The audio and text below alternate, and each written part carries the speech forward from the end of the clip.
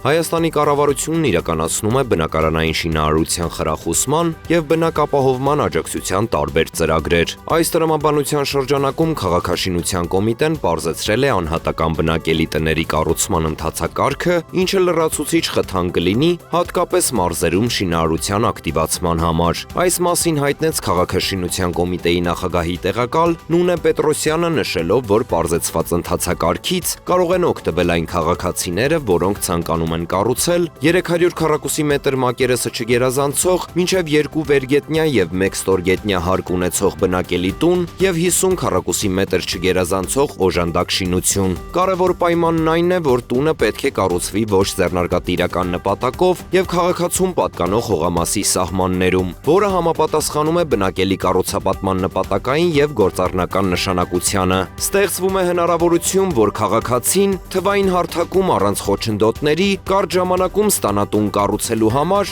անհրաժեշտ թույլտվության բոլոր փաստաթղթերը, ընդգծում է քաղաքաշինության կոմիտեի նախագահի տեղակալ Նունե Պետրոսյանը։ Գործընթացը կանոնակարգող Հայաստանի Հանրապետության կառավարության որոշումն ընդունվել է 2025 թվականի տարեվերջին, սակայն մինչև 2026 թվականի հունիսի 1-ը պետք է կառուցապատման թույլտվությունների հարթակում կատարվեն անհրաժեշտ ծրագրային կարգավորումները, որից հետո միայն կգործի պարզեցված ընթացակարգը։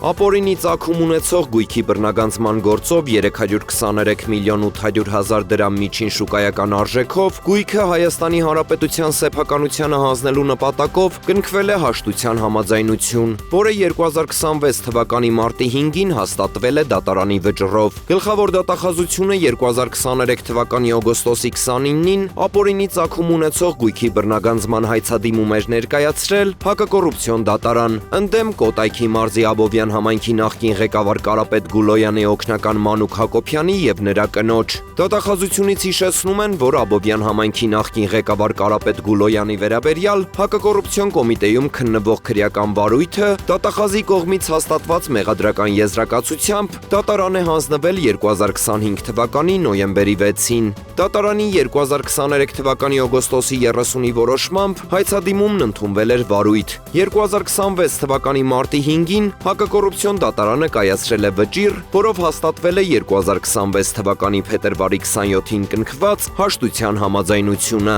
Հայցապահանջում ներառված մյուս գույքերի բռնագանձման պահանջի մասով քաղաքացիական գործի քննությունը շարունակվում է։